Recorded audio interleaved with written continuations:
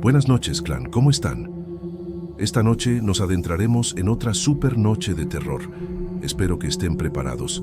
Si aún no están suscritos, suscríbanse al canal y no olviden decir desde dónde nos están escuchando ahora. Vamos a comenzar. Buenas noches, comunidad.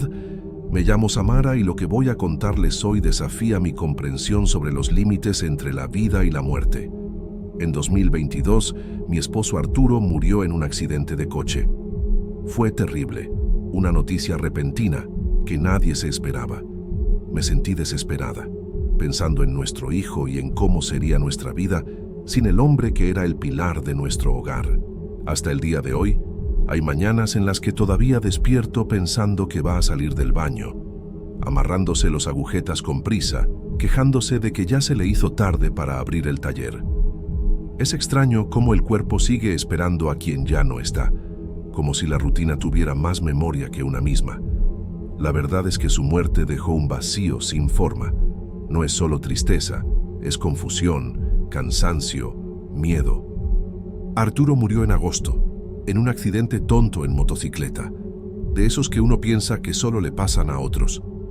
Iba rumbo al taller, como todos los días, y no regresó. Dijeron que fue culpa de un camión que se pasó el alto sin mirar, pero eso ya no importa. Lo que importa es que se fue y me dejó todo en las manos: nuestro hijo, la casa, las deudas y un dolor que no tiene lugar exacto donde doler. En los primeros días tuve que respirar hondo solo para mantenerme de pie. El velorio fue rápido, sin mucha ceremonia. La familia de él vino en masa, pero con solo verles los ojos ya me quedaba claro que su duelo no era como el mío. Estaban ahí por compromiso. Agenor, el hermano mayor de Arturo, casi no me dirigió la mirada. Era como si yo fuera un estorbo, una pieza que ya no encajaba en el rompecabezas de los Valdés. Mateo, nuestro hijo, tenía apenas 5 años. No entendía bien lo que estaba pasando. Me preguntaba cuándo regresaría su papá, y yo le mentía como las madres aprenden a mentir, con silencio. Intentaba que la casa siguiera funcionando, prepararle el desayuno, acomodar su cuarto, vender lo que podía de la papelería en línea, pero todo se sentía como en cámara lenta. Fue un mes después de la muerte cuando recibí la notificación del juzgado. Agenor, con esa frialdad que siempre tuvo, metió una demanda para quitarme la casa donde vivo con mi hijo y también el taller de Arturo.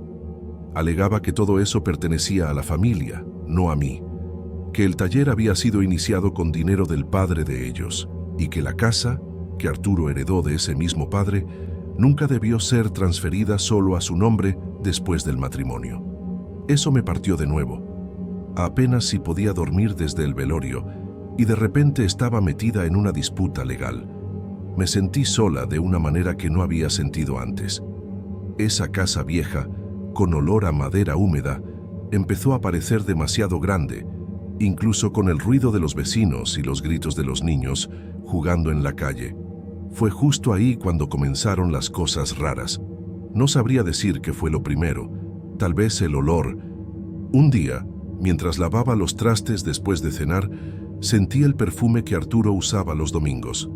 Ese aroma fuerte, como a madera, que solo se ponía cuando íbamos a ver a su mamá o a comer en casa de algún compadre.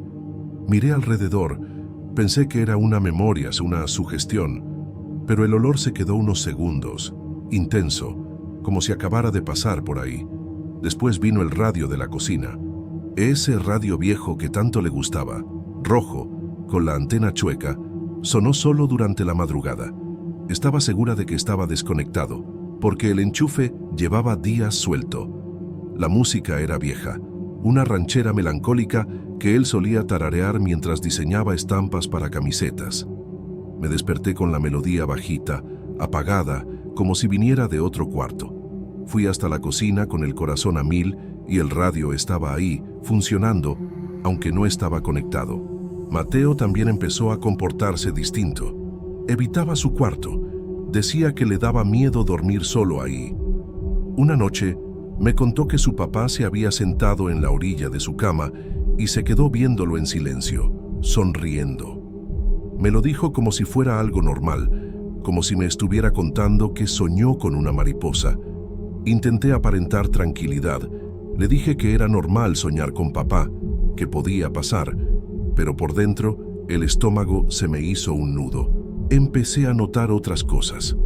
Las puertas que se abrían solas, la luz de la sala que parpadeaba sin razón, incluso después de cambiar el foco, el olor a tinta fresca viniendo del taller, aunque llevaba semanas cerrado con llave, y esa sensación constante de que había algo conmigo en la casa.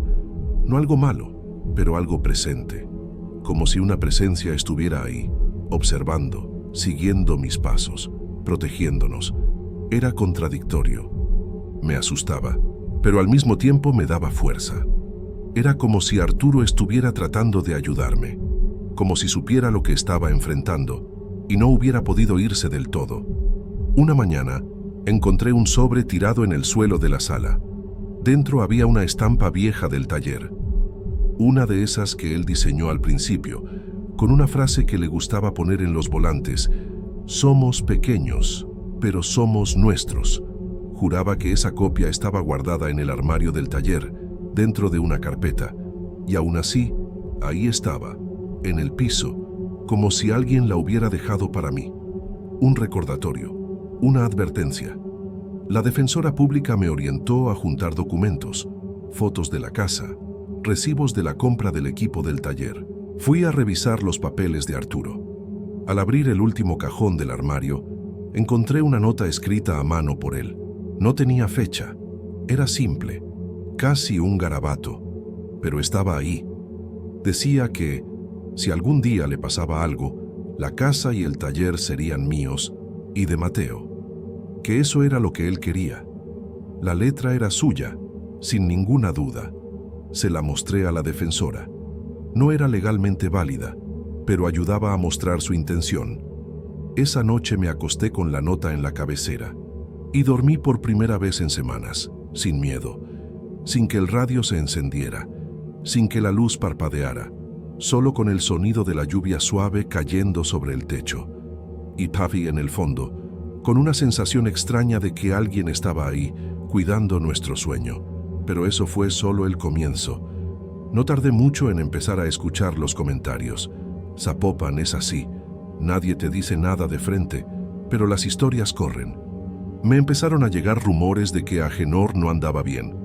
Una prima lejana de Arturo, que todavía me hablaba de vez en cuando, me contó que lo había visto muy desmejorado, más flaco, callado. Dijo que casi no se aparecía por la tienda de su mamá y que los empleados del taller que él manejaba comentaban que estaba raro, nervioso, distraído, como si estuviera viendo cosas que los demás no veían. Por ese tiempo, yo casi no salía de casa. Me daba miedo dejar a Mateo solo, aunque fuera solo por una hora. La casa se sentía tranquila, pero había algo en el aire. No era exactamente miedo, era más bien esa sensación de que tenía que estar ahí como por instinto.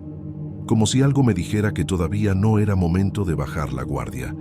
Fue un martes lluvioso cuando recibí una llamada del abogado de la defensoría. Me dijo que Agenor había faltado a una audiencia importante y que no había dado explicaciones. Me sonó raro. Agenor siempre fue meticuloso, perfeccionista. Si algo se tomaba en serio, era cualquier cosa relacionada con la herencia o los papeles legales. Si no se presentó, era porque algo muy fuera de lo normal estaba pasando. Esa misma noche, tuve un sueño. Arturo estaba parado en la terraza de la casa, con los brazos cruzados. Su rostro estaba en sombras, como si la luz del farol no alcanzara a iluminarlo bien. No decía nada, solo me miraba. Una mirada fija, directa, que me hizo sentir un escalofrío. Me desperté con el corazón a mil y la sensación de que alguien había estado ahí de verdad. El cuarto estaba helado, aunque las ventanas estaban cerradas. Al día siguiente, mientras barría la entrada, vi a una vecina que me miraba con una mezcla de lástima y curiosidad. Me dijo, medio dudando, que Agenor había ido a ver a un padre del barrio. Lo había visto salir de la parroquia de la Basílica, con la cara descompuesta y un rosario apretado entre las manos. Me sorprendió. Agenor nunca fue creyente.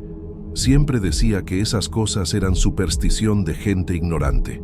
Era el tipo que se burlaba de las limpias y llamaba charlatanería a todo lo que oliera a fe. Empecé a pensar si él también estaba sintiendo lo mismo que yo. Unos días después, recibí un mensaje anónimo al celular. Era un audio corto, sin remitente, con la voz apagada de una mujer diciendo que debía cuidar lo que me quedaba de alma, que el muerto aún rondaba y que su enojo podía volverse contra quien lo molestara.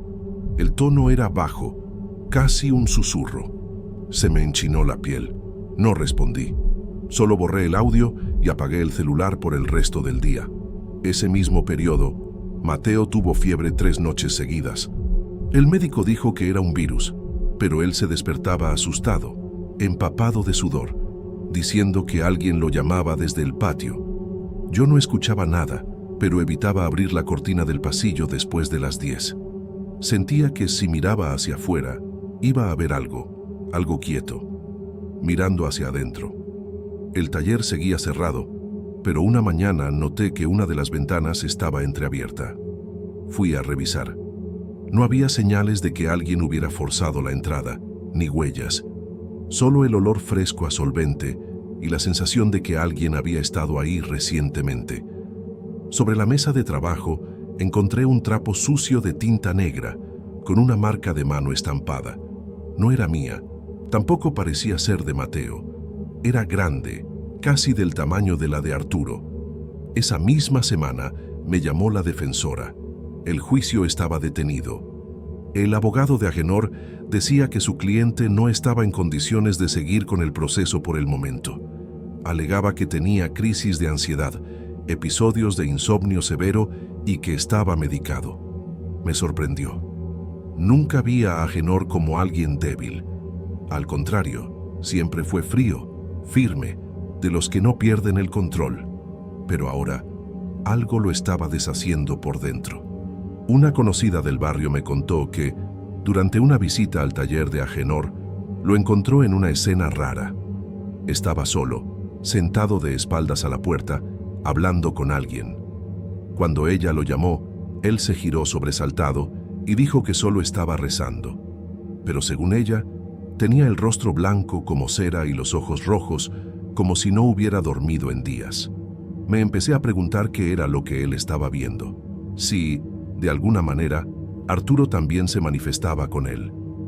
Pero de otro modo, conmigo, lo que sentía era compañía, una presencia cálida, como una energía que me levantaba.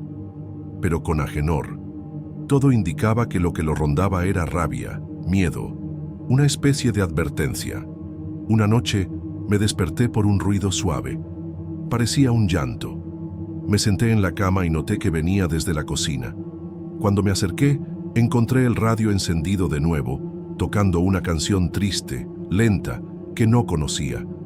Pero no fue el radio lo que me heló la sangre. Fue ver la silla corrida hacia atrás, como si alguien acabara de levantarse. Y sobre la mesa, una taza, la favorita de Arturo, con agua hasta la mitad. Mateo apareció en el pasillo, con los ojos abiertos de par en par, y me preguntó si su papá había vuelto. Le dije que no, que solo era el viento, pero él respondió que lo había visto, parado en la terraza, mirando hacia adentro. Me quedé callada. No supe qué decir. Sentí el estómago caer y fui a revisar la puerta. Estaba cerrada con llave, pero la manija estaba helada. Era como si Arturo estuviera repartiendo su presencia entre los dos, conmigo y con Agenor. Pero mientras que en esta casa todo se sentía sereno, del otro lado era otra cosa. Poco a poco empecé a sentir lástima por Agenor. No perdón, no justificación, lágrima seca, porque algo me decía que estaba siendo aplastado por una culpa que no sabía nombrar. Como si hubiera despertado demasiado tarde para darse cuenta de que meterse con lo que no se entiende tiene precio, y que quizás el hermano muerto no estaba dispuesto a perdonarlo tan fácil. Empecé a soñar con el taller. En el primer sueño, todo estaba tal como Arturo lo dejó el último día que trabajó ahí. Las herramientas ordenadas, los estantes con pinturas medio vacías y la mesa con un dibujo sin terminar. Me veía a mí misma entrando despacio, como si supiera que no debía estar ahí, pero aún así seguía avanzando. En una esquina, Arturo estaba de espaldas, concentrado en algo.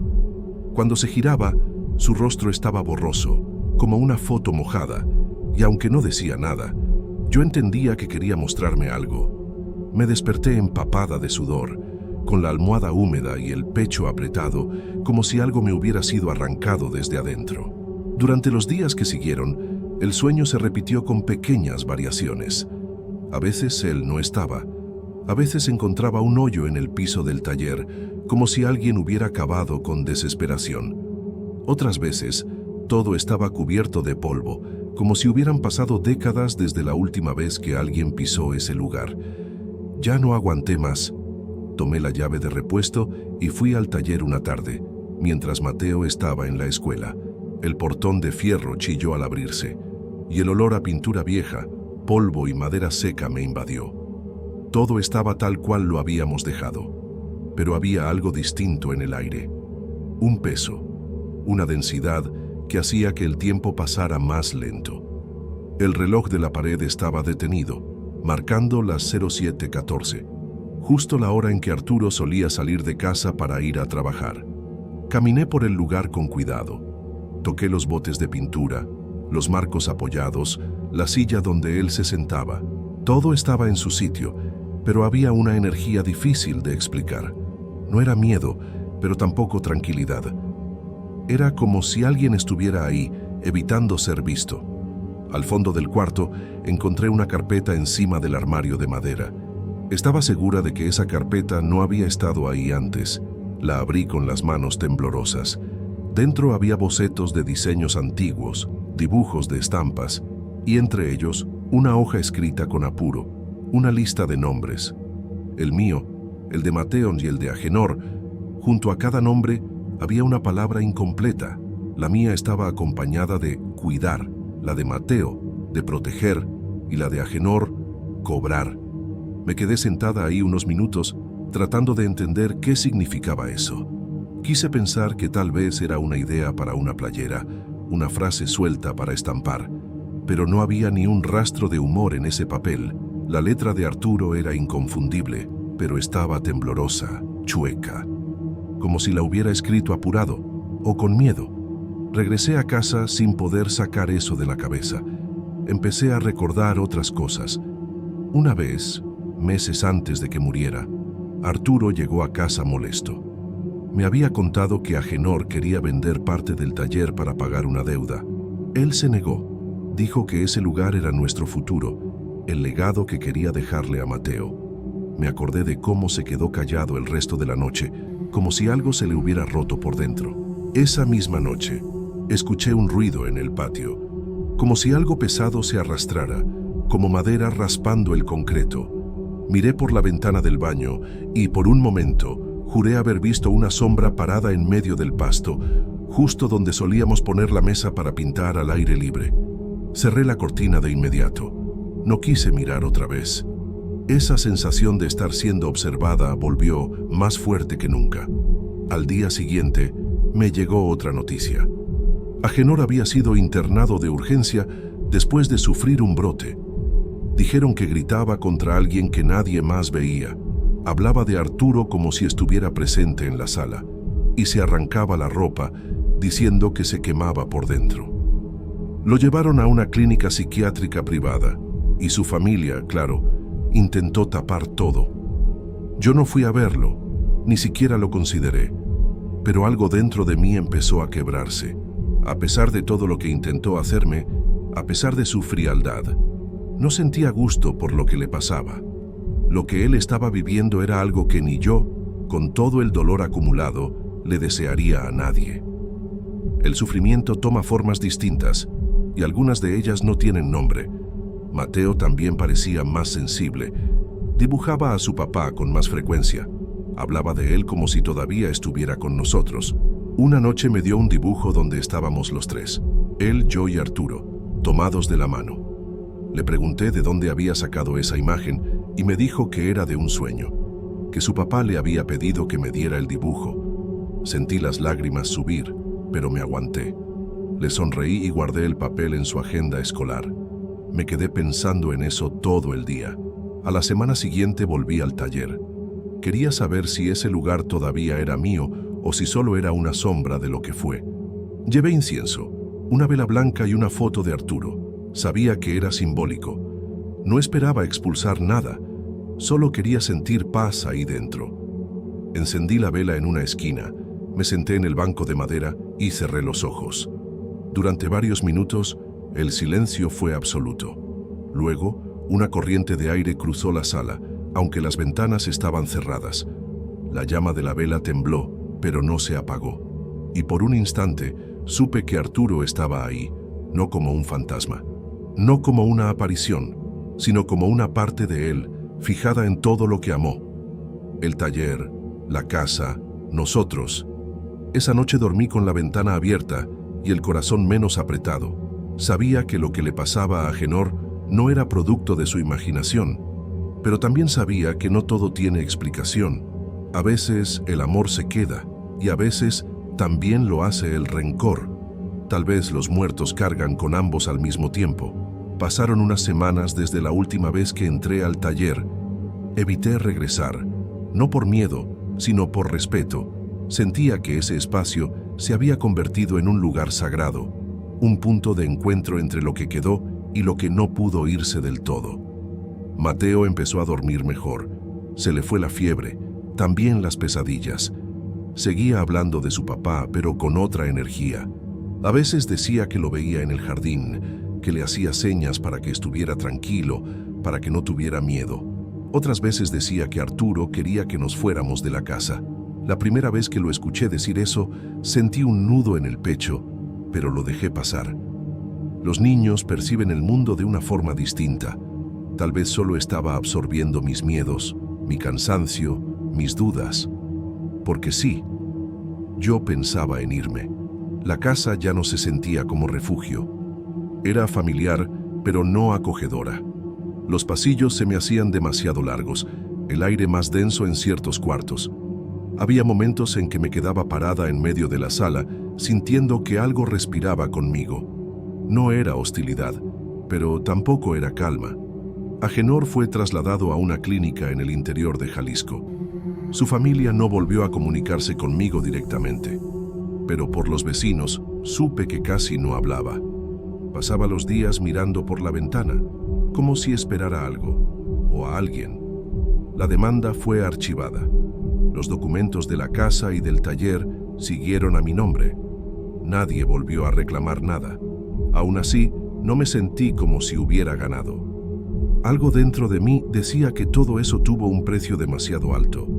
Y no hablo solo del desgaste emocional, de las noches sin dormir, del miedo.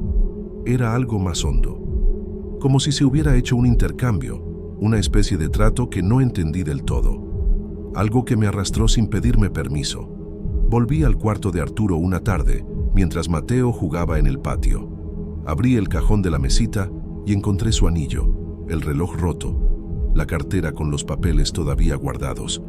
Y ahí, entre sus cosas, había una hoja doblada que nunca había visto. Era una carta. Corta, sencilla, como esas que se escriben a medianoche cuando el sueño no llega.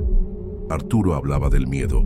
Decía que sentía que algo iba a pasar, que a veces tenía la impresión de que lo seguía una sombra que no era de un hombre, que algo en el taller había cambiado y que no sabía si era cosa suya o si había despertado fuerzas que no comprendía, y terminaba diciendo que, pasara lo que pasara, confiaba en mí, que yo sabría qué hacer. Leí eso en silencio, con las manos temblorosas. Guardé la carta otra vez y salí del cuarto sin mirar atrás. Esa noche volví a soñarlo. Estábamos sentados en la terraza, como en los domingos tranquilos, tomando café. Él sonreía, pero era una sonrisa cansada, como de alguien que se está despidiendo. Yo le preguntaba algo, no con palabras, sino con la mirada, y él solo movía la cabeza, despacio. El ruido de la calle, al fondo, sonaba lejano, como si estuviéramos dentro de una burbuja, fuera del tiempo. Desperté con la luz de la mañana entrando por la cortina. Mateo todavía dormía. Fui a la cocina a preparar el café y noté que el radio ya no estaba. Simplemente había desaparecido. Busqué por toda la casa y no lo encontré. Era como si nunca hubiera existido. Ese día tomé una decisión. Llamé a mi prima en Tonalá y le pregunté si su ofrecimiento seguía en pie. Ella me lo había hecho cuando todo esto empezó. Me dijo que sí, que sería bueno empezar de nuevo, que Mateo podía ir a una nueva escuela, hacer nuevos amigos, que yo podía ayudarla en la tienda. Pasé la semana empacando nuestras cosas, ropa, juguetes, papeles, casi nada del taller, poco del cuarto de Arturo. Cuando me despedí de la casa, lo hice en silencio. No quise mirar mucho, solo dejé una vela blanca encendida en el alféizar, como quien agradece, o como quien pide perdón. Mateo parecía tranquilo. Me preguntó si su papá sabía que nos íbamos. Le dije que sí, que lo sabía todo, que estaba cuidándonos desde un lugar donde el dolor pesa menos. En el camino, mirando por el retrovisor, juré haber visto una silueta parada en la reja. Pero no estoy segura. Podría haber sido el reflejo de la luz de la mañana o la forma de mi propia nostalgia inventando una despedida. Nunca más volví a soñar con Arturo. Tampoco supe nada más de Agenor. Pero a veces, en ciertas mañanas silenciosas, siento en el aire el aroma de su perfume amaderado. Y por un segundo, me pregunto si se vino con nosotros, o si se quedó allá cuidando lo que quedó. No tengo respuesta, ni la busco. Hay cosas que una aprende a aceptar sin entenderlas, y tal vez, justo eso, es lo que nos mantiene vivos.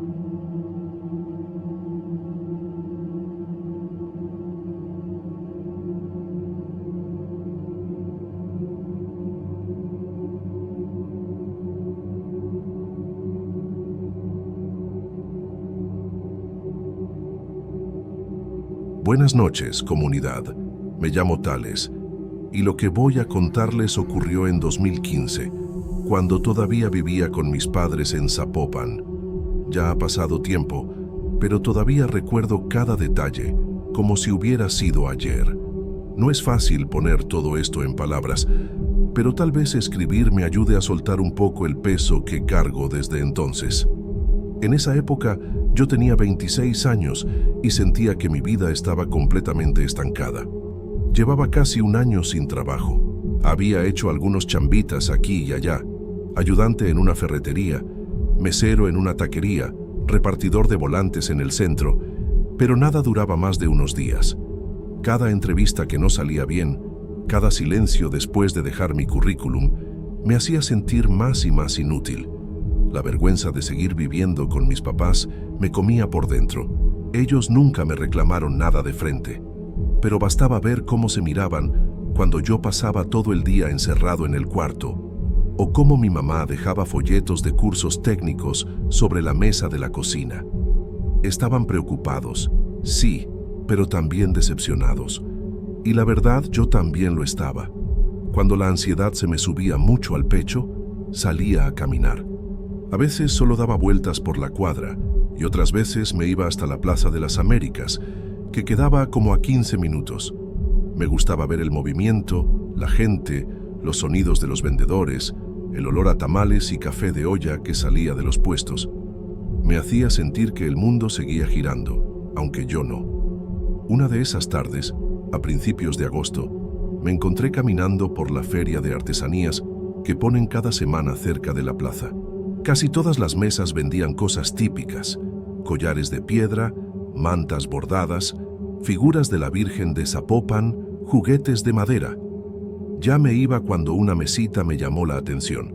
Era sencilla, con un toldo blanco medio sucio. Detrás de la mesa, una señora muy mayor acomodaba unas figuras hechas de barro. Su cara era arrugada como corteza de árbol, con el pelo blanco recogido en un chongo. Usaba una blusa bordada con flores rojas, de esas que uno ve en las fiestas tradicionales. Me quedé viendo los muñequitos que tenía. Había animales, santos pequeños y figuras raras que parecían salidas de leyendas. Un nahual, una bruja con sombrero, incluso una figura rara que parecía mitad hombre, mitad chivo. Pero hubo uno que me llamó la atención de inmediato, un muñeco de barro marrón, del tamaño de mi mano, con ojos hundidos y una sonrisa chueca. Tenía orejas puntiagudas, los brazos cruzados y un sombrero aplastado. Parecía un duende, pero con algo inquietante en la mirada. No era simpático ni tierno, más bien atento. La señora se dio cuenta de que lo estaba viendo y se acercó con calma. Me explicó que ese era un guardón, una especie de protector espiritual.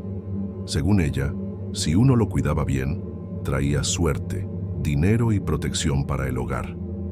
Solo había que ponerlo en un rincón tranquilo y ofrecerle café fresco y comida de la casa de vez en cuando. Pero también me advirtió que, si se le olvidaba o se le trataba mal, se podía resentir. No haría daño directamente, pero haría travesuras, de esas que dejan a uno con el corazón acelerado. En ese momento casi me reí por dentro. Nunca he sido muy creyente de esas cosas, pero había algo en la figura, tal vez la forma en que me miraba, o el tono serio de la señora, que me tocó una fibra rara. Parecía una tontería, pero yo estaba tan desesperado, tan cansado de no ver salida, que le pregunté el precio. Era barato. No tenía mucho en la cartera, pero aún así lo compré. Me lo envolvió en un pedazo de periódico y me lo llevé. Cuando llegué a casa, mi mamá me preguntó qué era eso. Le dije que era una figura de artesanía que me había parecido curiosa. Me miró con cara de no entender mucho, pero no dijo nada más. Lo puse en un rincón de mi cuarto, sobre una repisa donde tenía algunos libros viejos y la caja con mis certificados de la prepa. Esa noche preparé un poco de café, del fuerte como el que mi mamá cuela todas las mañanas, y le dejé un poquito en una tacita al lado del muñeco. También puse un pedazo de pan dulce que había sobrado del desayuno. Me sentía medio tonto haciendo eso, pero no sé. Era como si, por un ratito, estuviera haciendo algo para cambiar mi suerte. En los días que siguieron, seguí con el ritual. Café por la mañana, un trocito de comida. A veces le hablaba bajito, como esperando que de verdad escuchara. Y para mi sorpresa, empezaron a pasar cosas buenas. Mi mamá ganó una canasta de víveres en un sorteo de la radio. Mi papá encontró un billete viejo en la bolsa de una chamarra guardada desde hacía años. Cosas pequeñas, sí, pero para mí eran señales. Pero como pasa con casi todo, la emoción se fue apagando. Un día se me olvidó poner el café, al siguiente también. Volví a encerrarme en la rutina de siempre. La frustración, la ansiedad, la sensación de que nada iba a mejorar. Dejé de cuidar al muñeco. Se quedó ahí, empolvándose, con esa sonrisa torcida, mirándome desde la repisa. Y entonces fue cuando las cosas empezaron a cambiar en la casa. Primero, ruidos raros, pasos por el pasillo en la madrugada, como si alguien caminara descalzo. Luego, objetos fuera de lugar, luces que parpadeaban sin razón, el radio de mi papá encendiéndose solo a medianoche. Nadie decía nada directo, pero se notaba. El silencio durante las comidas se volvió más tenso. Mi mamá empezó a prender velas frente a la imagen de la Virgen, murmurando oraciones mientras lavaba los trastes. Mi papá comentó un día que escuchaba pasos en el techo, como si alguien caminara encima. Yo intenté hacerme el chistoso, decir que era el viento o los gatos, pero algo en mí sabía que no era eso. Una noche me desperté con sed y fui a la cocina. Al regresar al cuarto, juraría que vi una sombra parada junto a la puerta, alta, quieta, más oscura que el resto del cuarto. Prendí la luz y no había nada. Pero la tacita de café que había puesto el primer día estaba rota en el suelo, como si la hubieran empujado. Y eso apenas fue el comienzo. Si quieren, puedo seguir contando. Aún pasó mucho más después, y no todo tiene explicación. En los días que siguieron, empecé a notar que algo en la casa se sentía fuera de lugar.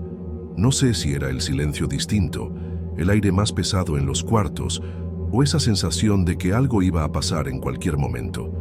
No era miedo exactamente, era más como una inquietud constante, como cuando uno siente que olvidó hacer algo importante y no logra recordar qué fue. Mi papá empezó a quejarse de que no estaba durmiendo bien. Dijo que se despertaba en la madrugada con la impresión de haber escuchado a alguien caminando en la cocina, como si movieran las ollas.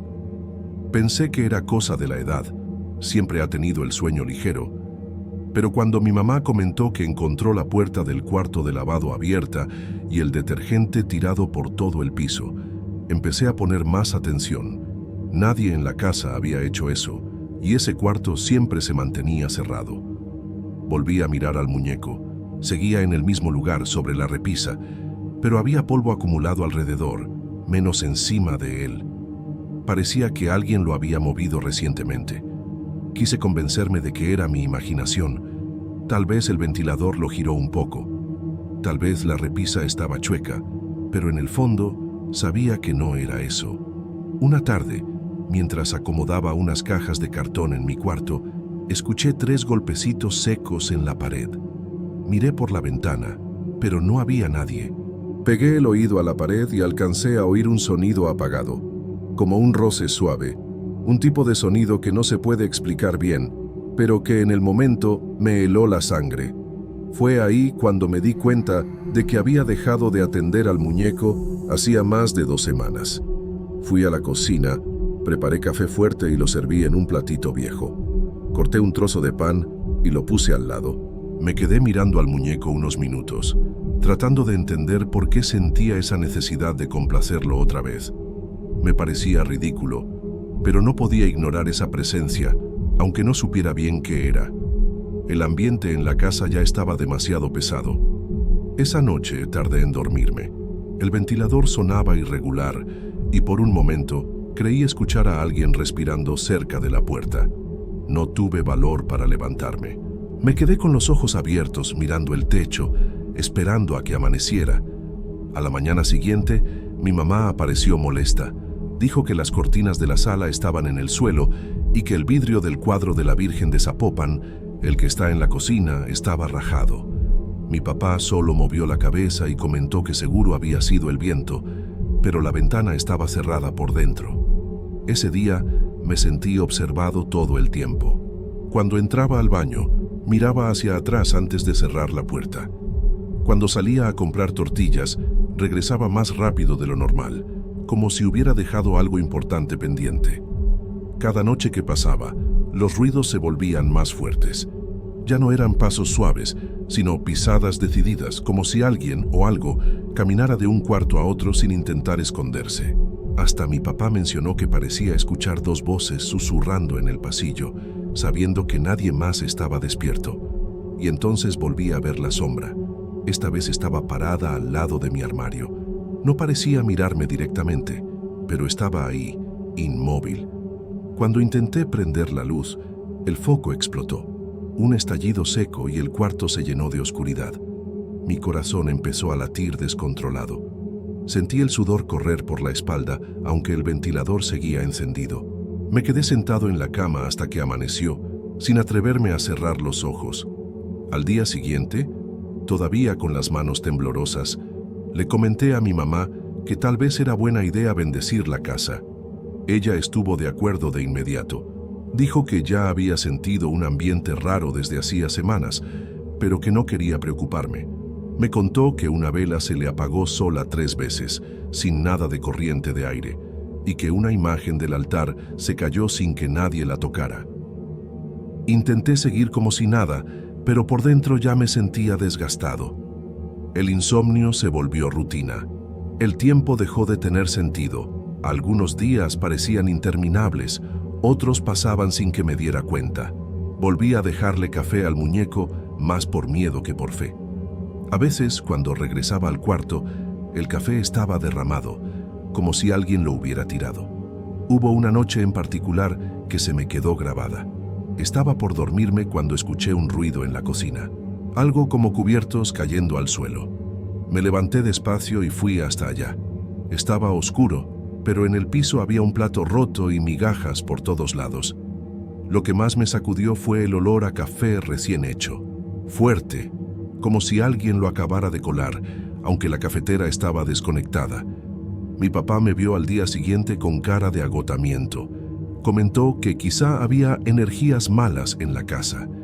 Mi mamá respondió que tal vez era hora de buscar a alguien que supiera de esas cosas. Yo dije que podía encargarme, pero en realidad no tenía idea por dónde empezar. Solo sabía que eso no se iba a detener solo. Empecé a sentir que algo me seguía.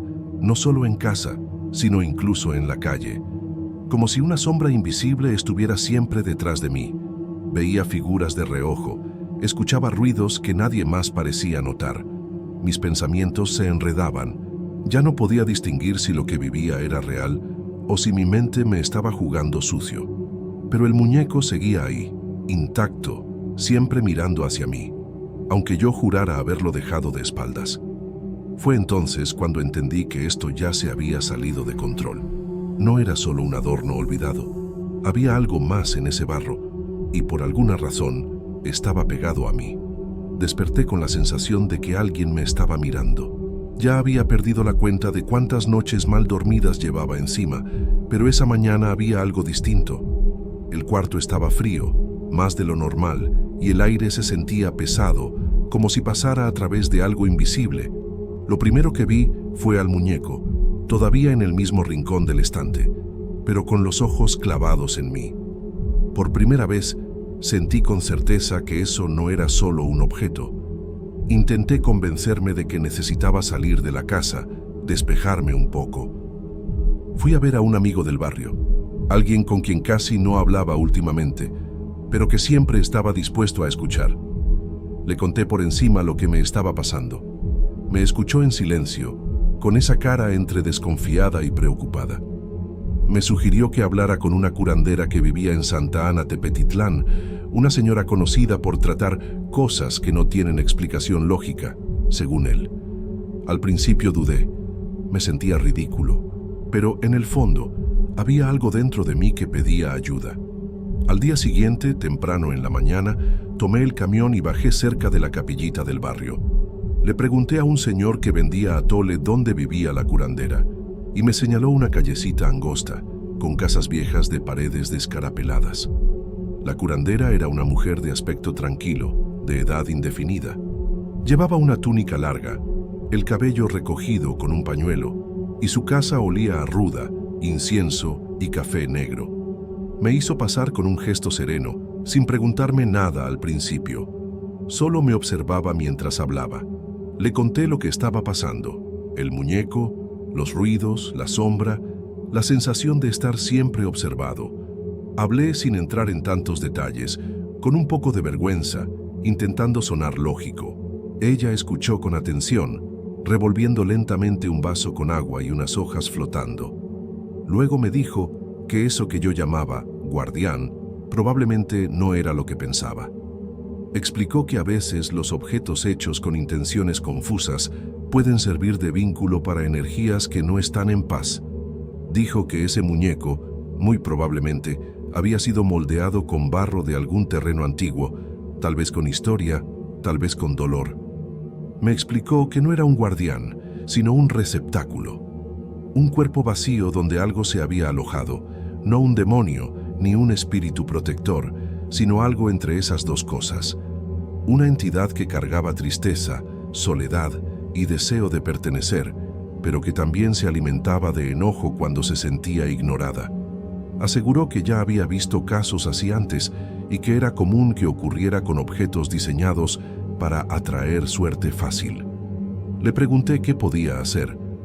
Me miró con seriedad y dijo que, antes que nada, tenía que entender que esa cosa ya estaba unida a mí, no solo al objeto. Que el muñeco era un símbolo, sí, pero que el vínculo se había creado con la energía con la que lo traté. Primero con esperanza, después con abandono. Según ella, la entidad no se alimentaba de la comida ni del café, sino de la atención. Y cuando esa atención desaparecía, se volvía en contra de quien la había acogido. Esa noche volví a casa más confundido que antes. Quise pensar con lógica, decirme que todo era producto del estrés. Pero apenas crucé la puerta de mi cuarto, supe que no lo era. El olor a café recién hecho seguía ahí, aunque nadie había hecho café ese día. Y junto al muñeco, en el platito, había migajas frescas, aunque yo no había dejado nada ahí desde hacía varios días. Mis padres también ya estaban al límite. Mi mamá, que siempre había sido fuerte, ahora se pasaba el día rezando en voz baja, a veces diciendo cosas que no entendía. Mi papá dormía en el sillón de la sala, porque decía que en su cuarto no podía descansar con tantos ruidos. Me contó que varias veces despertó con la sensación de que alguien lo miraba desde la puerta y que incluso escuchó lo que parecía una risa, seca, baja, áspera. La siguiente madrugada me despertó un golpe fuerte. Uno de los cuadros del pasillo se había caído. Al salir del cuarto para ver qué pasaba, sentí un escalofrío subir por las piernas. El pasillo estaba completamente oscuro y la luz de la sala parpadeaba como si fuera a fundirse. Al fondo del pasillo, por un segundo que se me hizo eterno, vi una silueta parada, alta, delgada, inmóvil. Mis ojos trataban de adaptarse a la oscuridad, pero la figura no se deshacía. Estaba ahí. Regresé al cuarto y cerré la puerta de golpe, temblando sin poder respirar bien. Pasé el resto de la noche sentado en el suelo, con la espalda pegada a la pared, mirando la repisa. El muñeco no se movía, pero algo en mí me decía que él sabía. Sabía que yo quería deshacerme de él, y eso lo enojaba. A la mañana siguiente, reuní valor. Tomé al muñeco con las manos temblorosas, lo envolví en un trapo viejo y salí de la casa diciendo que iba a resolver eso de una vez. Caminé hasta un terreno baldío cerca de unas vías de tren abandonadas, un lugar apartado, donde casi nadie pasaba. Enterré el muñeco ahí, bajo una piedra grande, y me quedé unos minutos en silencio.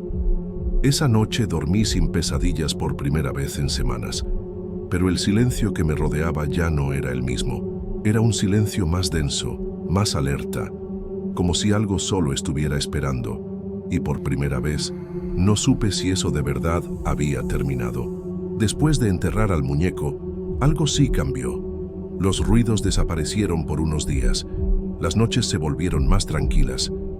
Por primera vez en mucho tiempo, desperté sin esa opresión en el pecho, sin esa sensación constante de estar siendo observado. Incluso mis padres parecían más relajados. Mi mamá volvió a poner música mientras cocinaba y mi papá volvió a dormir en su cuarto, sin mencionar ruidos ni pasos en la madrugada. Quise creer que todo había terminado. Intenté recuperar una rutina. Salía más, entregaba currículums, me corté el cabello, trataba de mantenerme ocupado. Por un tiempo, la normalidad volvió como si realmente fuera posible. Un domingo por la tarde, estábamos todos sentados en la sala, tomando café y comiendo pan dulce, como en los viejos tiempos. Nos reíamos con un programa tonto en la tele, y por algunos minutos, de verdad logré olvidarme de todo. Pero ese tipo de calma, me di cuenta, a veces solo esconde lo que sigue ahí esperando. El lunes, desperté con una sensación rara en el estómago. No era dolor ni náusea, era más bien una especie de angustia, como si algo estuviera mal y mi cuerpo lo supiera antes que mi cabeza. Fui a la cocina a tomar agua. La casa estaba en silencio. La luz del sol entraba por las rendijas de la cortina y todo parecía normal. Pero sobre el fregadero había un platito y en él un pequeño rastro de café derramado. Estaba seguro de que nadie lo había usado el día anterior. Quise encontrar una explicación. Tal vez mi mamá lo usó y se le olvidó. Tal vez era algo viejo que yo no había notado. Me obligué a no pensar demasiado, pero esa inquietud volvió a crecer por dentro, como si nunca se hubiera ido. Esa noche soñé con el muñeco. En el sueño estaba otra vez en el terreno baldío, cavando con las manos desnudas. Sentía la tierra dura, los dedos rasgados, y escuchaba una respiración pesada detrás de mí. Cuando por fin encontraba al muñeco enterrado, no estaba sucio ni dañado. Estaba limpio, seco, como recién hecho, y sonreía, pero no era una sonrisa cualquiera. Era como si me dijera que nunca debí dejarlo ahí. Me desperté agitado, con el corazón latiendo descontrolado. Miré alrededor de mi cuarto, empapado en sudor. El estante seguía vacío, como debía estar. Pero el espejo de la puerta del closet estaba empañado, como si alguien hubiera respirado contra él. Me acerqué despacio, dudando. Cuando pasé la mano para limpiar, vi una marca rara, algo entre un círculo y una espiral, como si un dedo hubiera dibujado en el vapor. Traté de pensar que era solo condensación, pero mi mente no aceptaba. Le conté a mi mamá sobre el sueño y el espejo. Ella intentó tranquilizarme. Dijo que era mi cabeza, que necesitaba descansar, dormir bien, comer mejor, y tal vez tenía razón. Tal vez mi mente estaba tan afectada por todo lo que pasó que ahora veía señales donde no había nada. Pero los días siguientes trajeron otras señales. La radio de la cocina empezó a prenderse sola en la madrugada, sintonizada en una estación que solo emitía estática. Uno de los vasos de la vitrina se cayó solo mientras cenábamos. Las plantas del comedor comenzaron a secarse, aunque las regábamos y tenían buena luz. Un olor a tierra húmeda comenzó a aparecer en rincones aleatorios de la casa, sobre todo en el pasillo. El mismo olor que sentí en el terreno donde enterré al muñeco. Mis padres volvieron a mirarse en silencio, como antes, sin saber si hablar o fingir que todo estaba bien. Yo ya no sabía qué era peor, temer que la cosa hubiera regresado o aceptar que quizá nunca se había ido. Decidí regresar al terreno. Esperé a que mis padres salieran una mañana. Agarré una pala y me fui caminando. El lugar se veía igual, tranquilo, sin señales de que alguien hubiera tocado nada. Fui hasta la piedra donde recordaba haber enterrado al muñeco. Empecé a cavar, temblando un poco, esperando no encontrar nada. Pero después de cavar por casi media hora, no había rastro alguno. Ni el trapo, ni el barro, ni señales de que algo hubiera estado ahí. Era como si el muñeco nunca hubiera sido enterrado. Me quedé ahí parado, con las manos sucias y la frente sudada, sintiendo una brisa suave en la nuca.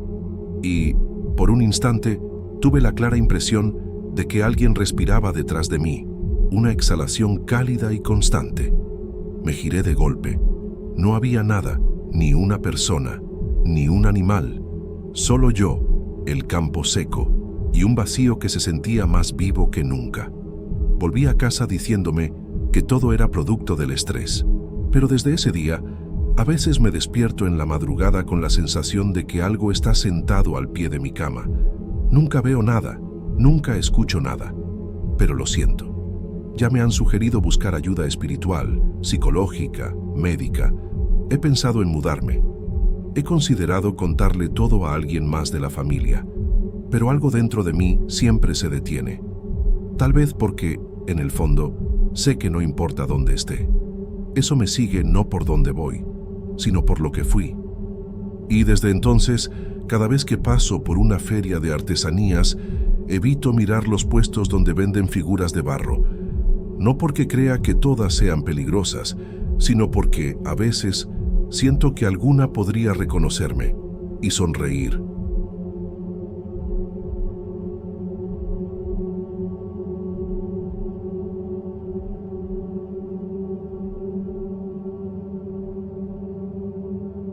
Buenas noches, gracias por escucharme.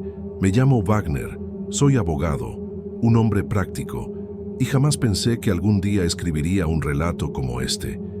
Pero necesito compartir esta historia, y creo que aquí, en esta comunidad, seré recibido y no me verán como un loco, como suele pasar cuando la cuento. Todo empezó cuando mi esposa Luana, nuestro hijo Breno y yo decidimos mudarnos a un fraccionamiento cerrado en Zapopan. La idea era darle más seguridad a la familia y una mejor calidad de vida, lejos del ruido y el caos del centro de la ciudad. El fraccionamiento parecía perfecto. Calles limpias, casas ordenadas, vigilancia las 24 horas. Pero, como en cualquier lugar, no todo era lo que parecía. Al principio, la gente no platicaba mucho entre sí. Era un ambiente un poco raro, como si cada familia prefiriera mantenerse en lo suyo. Luana intentó entablar conversación con algunos vecinos, pero siempre respondían con pocas palabras y se alejaban rápido. Breno, en cambio, estaba emocionado con el nuevo espacio, las calles amplias y el pequeño parque al final de la cuadra, donde hizo amigos rápidamente con otros niños del fraccionamiento. Fue hasta unas semanas después de mudarnos que empecé a notar algo extraño. Los sábados por la noche, había una fiesta en una casa del fraccionamiento.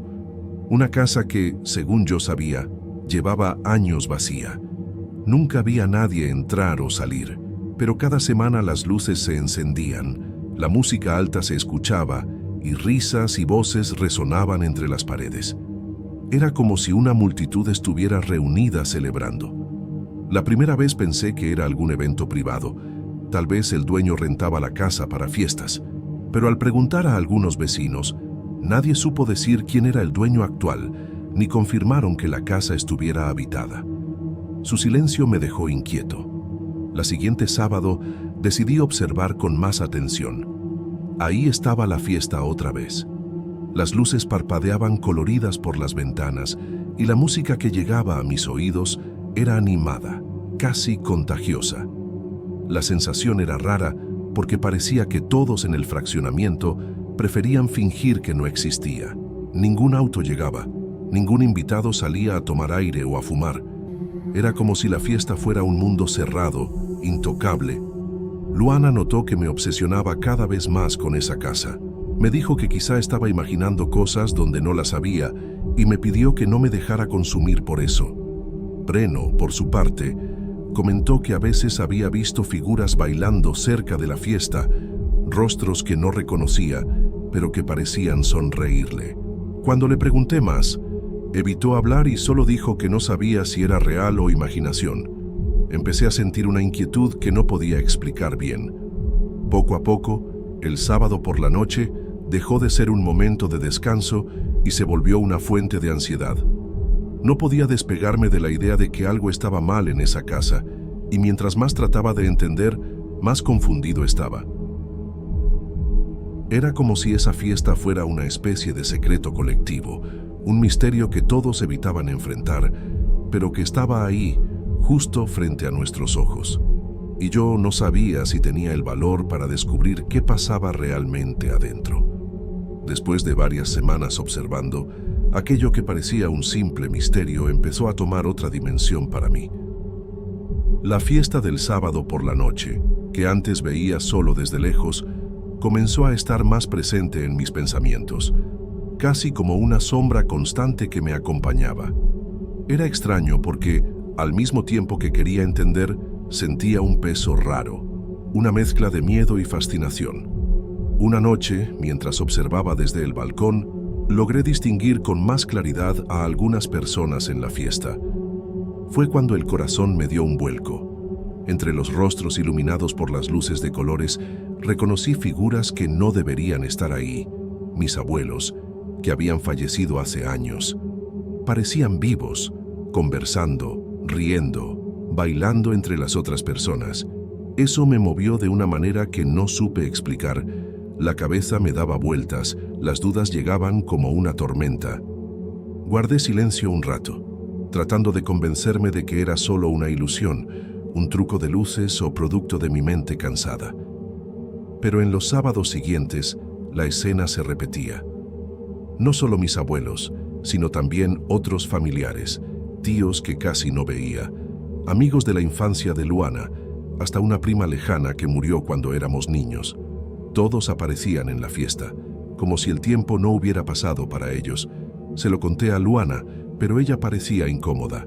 Me dejó entender que ya había escuchado sobre esa casa y esas fiestas misteriosas, pero nunca quiso profundizar, como si fuera mejor ignorarlo. Intentó alejarme del tema, diciendo que era peligroso obsesionarme con algo que no tenía sentido y que eso podía afectar a nuestra familia, especialmente a Breno. Hablando de él, mi hijo empezó a comportarse de manera extraña.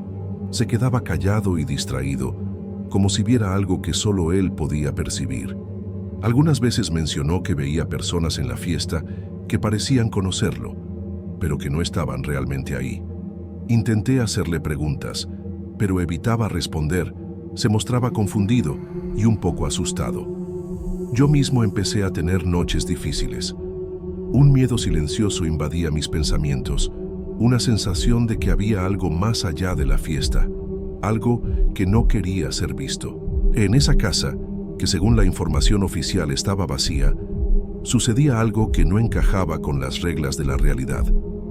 Busqué registros en la alcaldía, documentos que confirmaran la ocupación de la casa, pero no encontré nada que explicara las fiestas. Cuando pregunté a algunos vecinos cercanos, desviaron la mirada y cambiaron de tema, como si tocar ese asunto fuera un tabú. La atmósfera en el fraccionamiento parecía cargar un secreto colectivo, algo pesado que todos guardaban para sí. Poco a poco, me di cuenta de que no era solo yo quien estaba siendo afectado. Algunos vecinos, que hasta entonces parecían indiferentes, comenzaron a evitar salir los sábados por la noche.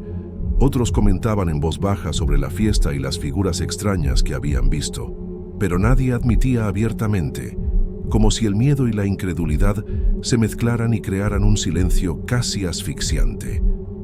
La fiesta seguía ahí, cada semana, inmóvil en el tiempo, convocando a personas que amaba y que tal vez ya no estaban en este mundo. Sentía el pecho apretarse al pensar si aquello era una llamada, una invitación a algo que no entendía, o una trampa invisible que podría envolverme.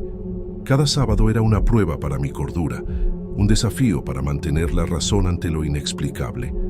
Me preguntaba si aquello era un fenómeno sobrenatural, un efecto colectivo de la mente de los vecinos, o simplemente el reflejo de un pasado mal resuelto del lugar. Y en medio de todo eso, Luana y Breno intentaban seguir con la vida, buscando normalidad en medio del extraño silencio que flotaba sobre ese fraccionamiento cerrado. Con el peso de esas imágenes en la cabeza y el silencio cada vez más pesado de los vecinos, necesitaba entender qué estaba pasando en verdad. Fue entonces que, en una de esas noches en que la fiesta empezaba a tomar forma detrás de las ventanas de esa casa vacía, decidí buscar respuestas con alguien que tal vez supiera más, don Ernesto, un señor que vivía ahí desde hacía casi 15 años y era conocido por su discreción y por tener viva la memoria del vecindario. Don Ernesto contó sin prisa que esa casa no tenía moradores desde hacía casi una década. Eso lo sabía con certeza. Según él, fiestas como esa ya habían ocurrido otras veces en el pasado, siempre con la misma atmósfera extraña, pero nadie jamás había logrado entrar ni ser invitado a participar de verdad. Era como si la casa, de algún modo, estuviera atrapada entre el presente y alguna otra realidad. Sugirió que esa fiesta podría ser una manifestación de memorias colectivas, un espacio donde recuerdos antiguos, deseos no cumplidos y quizá hasta espíritus se encontraban para celebrar algo que el tiempo ya no permitía. También comentó que, con los años, algunas personas comenzaron a evitar salir los sábados por la noche, como si ese evento invisible cargara una energía pesada, un peso emocional que causaba inquietud y miedo. Esas palabras me movieron más de lo que quería admitir. Esa explicación, aunque vaga, parecía darle sentido a lo que veía y sentía. Una mezcla de nostalgia, pérdida y algo inexplicable que me atraía hacia ese enigma. Intenté mantener distancia, preservar la rutina con Luana y Breno, pero eso ya me había afectado profundamente. Poco a poco, noté que estaba obsesionado con esa casa, con las figuras que aparecían en la fiesta, con los rostros que conocía y que parecían llamarme. Era como si esa celebración fuera un puente hacia algo que necesitaba entender, o quizá hacia algo que no debía descubrir. Una noche intenté acercarme al portón de la casa. Quería al menos sentir lo que pasaba ahí, escuchar la fiesta de cerca, quizá tener algún contacto. Pero cuando estuve cerca, no se escuchaba música, ningún sonido cruzaba el portón. El silencio era absoluto. Era como si la fiesta desapareciera en el momento en que alguien intentara invadir ese espacio. Volví a casa con la sensación de que estaba lidiando con algo que escapaba a la lógica y a la razón. Me pregunté si eso era un fenómeno colectivo, una especie de ilusión compartida por los vecinos, o algo más profundo, ligado a las emociones, a los recuerdos y quizá a la muerte. Con el tiempo, sentí que mi cordura estaba al límite. La incertidumbre corroía mi mente, y el miedo sutil de que ese fenómeno pudiera envolverme de forma definitiva comenzó a crecer. Cada sábado era un tormento, una espera angustiante para ver qué más revelaría o escondería la fiesta. Luana intentó advertirme que esa obsesión no era saludable y que lo más importante era proteger a Breno y a nuestra familia. Breno, por su parte, seguía callado, observador, como si sintiera el peso de esa fiesta de una manera que nosotros no podíamos explicar. Había algo en su mirada, una mezcla de miedo y curiosidad que me dolía profundamente. En el fondo, sabía que esa casa y esa fiesta no eran solo un misterio por resolver, eran un espejo de nuestros miedos, de los recuerdos que cargábamos y de algo que quizá jamás tendríamos el valor de enfrentar. Después de todo lo que viví, me doy cuenta de que esta historia no tendrá un final simple ni una explicación clara. La fiesta sigue ahí, cada semana, intacta en el tiempo, rodeada por el silencio y la distancia que nadie logra cruzar. Por ahora, decidí no acercarme más a esa casa. No por un miedo común, sino porque entiendo que hay límites que no deberían ser sobrepasados. Aún así, las imágenes siguen presentes en mi mente. Rostros familiares que bailan y conversan en esa fiesta a la que nadie puede entrar, excepto quienes, de alguna forma, ya pertenecen a ella. Cada sábado siento un peso en el pecho que no desaparece, una mezcla de nostalgia e inquietud. A veces me pregunto si esos seres queridos realmente están atrapados allí, o si todo es solo una creación de mi mente, una forma torcida de lidiar con la pérdida y la ausencia. Luana ha tratado de mantener a la familia unida, evitando que Breno y yo nos dejemos consumir por esta obsesión. Breno, por su parte, ya no comenta sobre las figuras que ve, pero a veces su mirada distante me recuerda que aún siente algo que no podemos explicar. Es un silencio lleno de preguntas sin respuesta, que solo aumenta la tensión en el ambiente. El fraccionamiento, en general, mantiene esa rutina de distanciamiento. Algunos vecinos ya evitan el lugar los sábados, otros fingen no ver, como si un pacto silencioso asegurara que nadie cuestione lo que ocurre allí. Don Ernesto, el vecino de siempre, parece haberse resignado, como si ya aceptara que ese misterio forma parte del lugar. Sigo intentando vivir normalmente, pero ese misterio me acompaña. La fiesta es una presencia invisible, una invitación que nunca fue aceptada, o un recuerdo que se niega a desaparecer.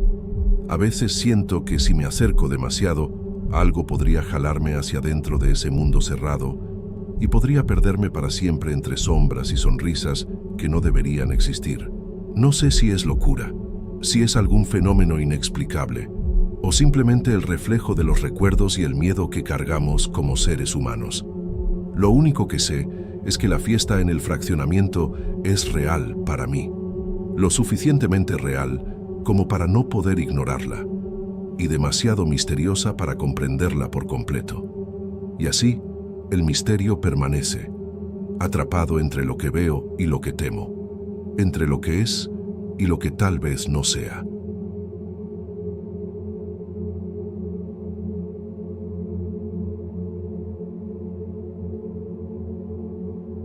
En mi familia siempre pensamos que la tía Elena era una mujer rara, pero ya sabes, ese tipo de rareza que uno termina aceptando con el tiempo, esa costumbre que nadie cuestiona porque parece solo una cosa de viejos. Así era ella. Desde que era niña, recuerdo haber escuchado a mi mamá decir que la tía Elena tenía sus manías, que vivía encerrada en su casa, que bajaba unas cortinas gruesas apenas empezaba a oscurecer. Nunca supimos bien por qué. Solo decía que era importante, que era para que eso no viera hacia adentro. Nunca le di mucha importancia. Crecí en el interior, lejos de Zapopan, y casi nunca veía a esa parte de la familia. La tía Elena era una de esas figuras que uno solo ve en velorios, en cumpleaños de 90 años o en alguna llamada lejana cuando muere un pariente más cercano. La recordaba como una señora de rostro alargado, el cabello recogido con pasadores y ropa muy sobria, siempre callada, siempre observando, como si analizara todo a su alrededor. Y fue justamente a su casa a donde terminé yendo cuando pasé el examen de admisión.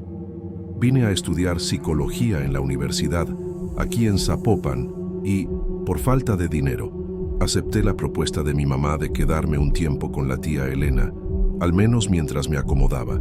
La idea era quedarme unos 6 meses ahí y luego rentar un cuarto con compañeras. Llegué un domingo por la tarde, con 2 maletas y algo de nervios. No sabía si a ella realmente le iba a parecer bien la idea. Mi mamá me aseguró que sí, Dijo que Elena había aceptado incluso con cierto entusiasmo, aunque probablemente no lo demostraría mucho. Era del tipo que no sonríe con facilidad. El barrio donde vive es antiguo, demasiado tranquilo por la noche y muy ruidoso en la mañana por los camiones escolares. La casa está en una calle en bajada, con banquetas agrietadas, muros cubiertos de bugambilias y postes torcidos. Es una de esas casas de antes, con puertas de madera oscura y ventanas grandes con rejas de fierro. Adentro, el ambiente era silencioso y tenía ese olor cargado de lavanda con incienso viejo. Todo estaba muy limpio.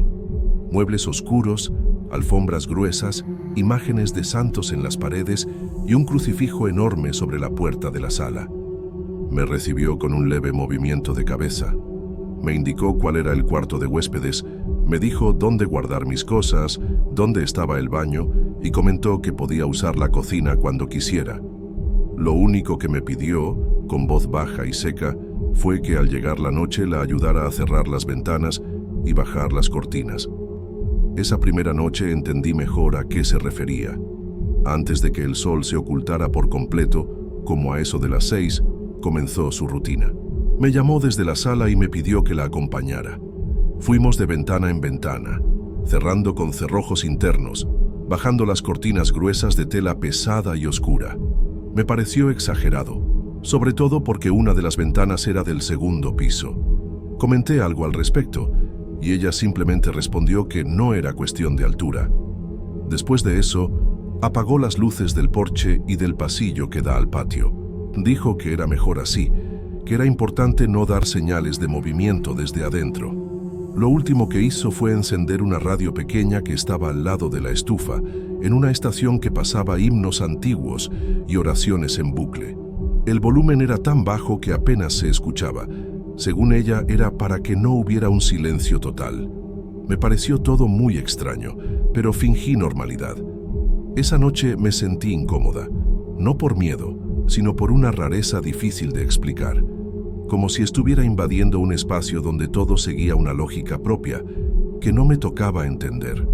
Era como dormir en casa de alguien que vive según reglas de otro mundo. Al día siguiente, intenté tomarlo con calma. Me levanté temprano, desayuné con ella, preparaba su café con leche hervida en la olla, pan tostado directamente en la llama y un poco de mantequilla de rancho. Sentada en la mesa, con la taza entre las manos, parecía más tranquila. Me preguntó sobre mis estudios.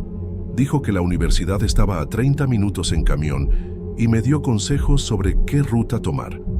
Durante el día, la casa era otra, con ventilación, los sonidos de las vecinas barriendo las banquetas, niños jugando y el olor a frijoles cocinándose que venía de la casa de al lado. La tía Elena incluso dejaba una rendija abierta en la sala para que entrara luz. Pero el ambiente cambiaba, sin duda. Apenas el sol comenzaba a bajar. Al segundo o tercer día, noté que ella se ponía inquieta conforme caía la tarde. Pasaba el trapo por la mesa una y otra vez, acomodaba las imágenes de los santos, miraba por la ventana con el rostro tenso, como si esperara ver algo, y entonces venía todo de nuevo. Las ventanas cerradas, las cortinas bajadas con fuerza, las luces apagadas afuera y la radio encendida casi en silencio. Me pareció perturbador. Era como ver a alguien prepararse para un ataque, todas las noches, sin decir exactamente de qué se estaba protegiendo. Le comenté a mi mamá por mensaje y ella solo me respondió que así era ella, que lo mejor era no contradecirla. Era más fácil dejarla seguir con sus costumbres, y eso hice. Pero la verdad, ya desde esa primera semana, empecé a notar algo en el aire, una tensión que se acumulaba junto con la noche. Y lo peor, yo también empecé a esperar. ¿Esperar qué? Aún no lo sabía. Pero algo en esa casa hacía que la oscuridad se sintiera distinta. Y por primera vez, comencé a preguntarme si esas manías de la tía eran solo eso, manías. En el fondo, tal vez ella sabía algo que los demás no sabíamos, y lamentablemente, yo estaba por descubrirlo. La semana siguiente empecé a acostumbrarme mejor a los horarios de la ciudad, a los camiones llenos y a los profesores apurados. La universidad era más intensa de lo que esperaba, pero al mismo tiempo me distraía de las sensaciones raras en la casa de la tía. Durante el día, todo parecía absolutamente normal, hasta banal. Salía temprano, comía cerca del campus y regresaba cuando el sol ya empezaba a ocultarse. Y era justo ahí, cuando todo volvía a empezar. Ese ambiente extraño, el silencio, los mismos gestos repetidos con precisión casi ritual. Trataba de concentrarme en mis estudios, de verdad, pero había algo en cómo cambiaba la casa por la noche que me ponía inquieta. El olor del incienso, casi imperceptible en la mañana, se hacía más fuerte. La madera crujía diferente. Y la radio, esa radio pequeña que ella siempre prendía antes de que se pusiera el sol, empezó a molestarme más que el silencio que supuestamente rompía. A veces sentía que el volumen subía solo. Otras, que alguna frase de las oraciones se repetía en un tono más bajo, casi susurrando. Una noche estaba en mi cuarto del segundo piso, el único cuarto que hay en esa parte de la casa. Había armado una mesita para estudiar. Estaba escribiendo un reporte cuando escuché algo afuera. Era un sonido leve, seco, como si alguien pisara hojas en el patio. Me quedé quieta unos segundos, intentando escuchar mejor, pero todo volvió a quedarse en silencio. Pensé que era un gato o algún animal. Volví a estudiar, pero 20 minutos después volví a oírlo. Esta vez más cerca. Un ruido que no pude identificar bien al principio. Parecía como si alguien moviera la cuerda del tendedero o raspara las uñas en la pared. Intenté convencerme de que era cosa de mi mente. El viento, tal vez. Pero esa noche no había viento. Todo estaba quieto, caliente y sin aire. Me acerqué a la ventana con cuidado. Estaba cerrada, como la tía siempre insistía. Pero la cortina estaba mal corrida y había una pequeña rendija por donde podía verse el patio, pero en la oscuridad no se distinguía casi nada. Era como mirar un pozo sin fondo. No vi nada esa noche, pero ya no pude seguir estudiando. Bajé a la planta baja, donde la luz era más amarilla y el olor a café viejo seguía en el aire. La tía me preguntó si había dejado abierta la cortina del segundo piso. Negué, sin saber bien por qué mentía. Ella no insistió, solo movió la cabeza y dijo, casi sin mirarme, que no era bueno dejar desprotegido lo alto. Al día siguiente desperté más cansada de lo normal.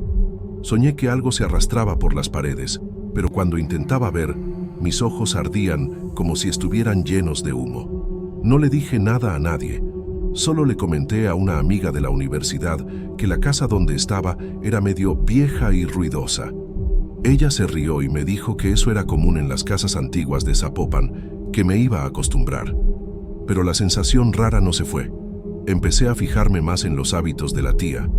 Noté que, incluso durante el día, evitaba ciertas ventanas. Por ejemplo, nunca abría la de la lavandería, que daba al fondo del patio. Nunca miraba por ahí. Cada vez que pasaba, giraba rápido la cabeza, como si algo en ese rincón específico le incomodara. Otra cosa que me llamó la atención fue el vaso con agua que dejaba junto a la cama. Una noche vi que también puso uno en el pasillo, sobre una mesita pequeña con una imagen de San Miguel Arcángel. Pregunté si eso era alguna promesa o parte de una oración, y ella dijo que era protección. Me explicó que el agua reposada retenía ciertas cosas, que ellas preferían lo seco. Poco a poco, yo también empecé a hacer eso. Sin darme cuenta, fui adoptando los gestos de la tía en mi rutina.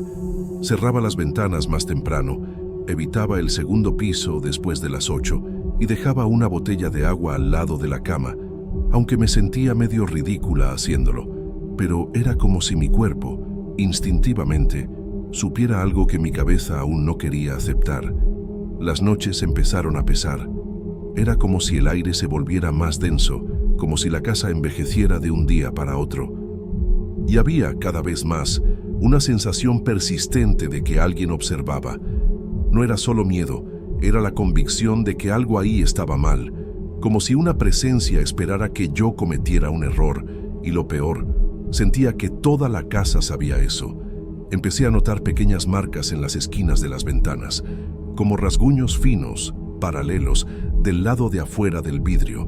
Parecían hechos con uñas o con algún objeto puntiagudo. Pensé que podían ser viejos, pero mientras más miraba, más notaba que algunos parecían recientes, como si alguien hubiera intentado forzar la ventana, del lado de afuera, en el segundo piso. Fue entonces cuando dejé de pensar que era exageración de la tía.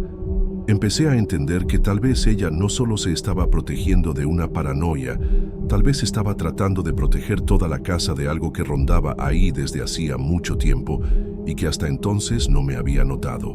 Nuestro cuarto día en esa rutina fue el que lo cambió todo. La tía Elena avisó que tendría que pasar la noche en la casa de una conocida que estaba enferma y prometió ayudarla.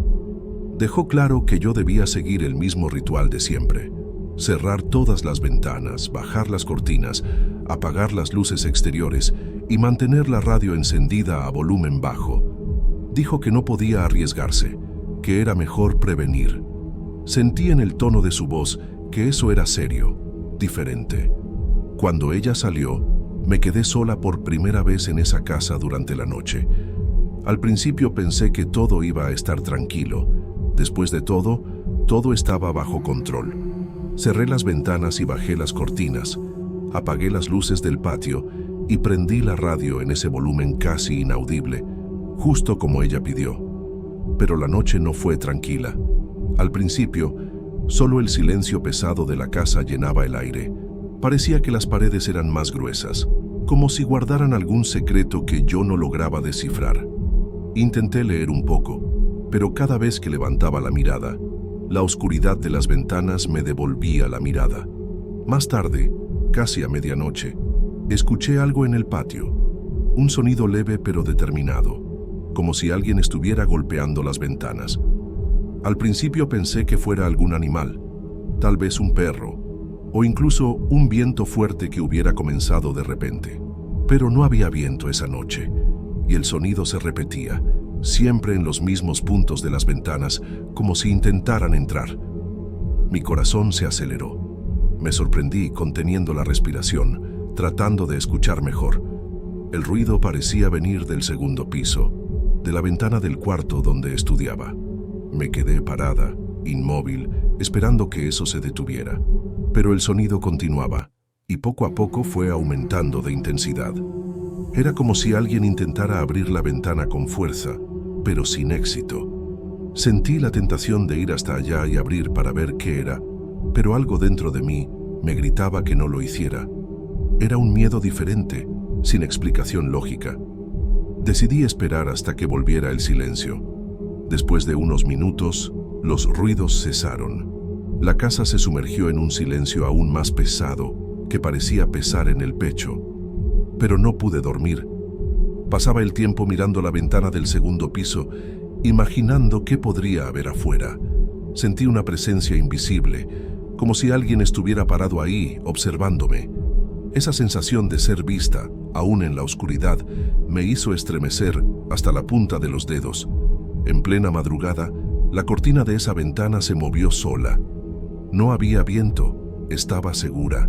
Fue un movimiento lento, casi sutil, pero imposible de ignorar. Mi miedo creció de forma abrumadora. Quería salir corriendo, pero al mismo tiempo, una parte de mí no podía apartar la vista. Fue entonces cuando vi una figura en el patio. Estaba parada, de espaldas a la casa, mirando fijamente al muro.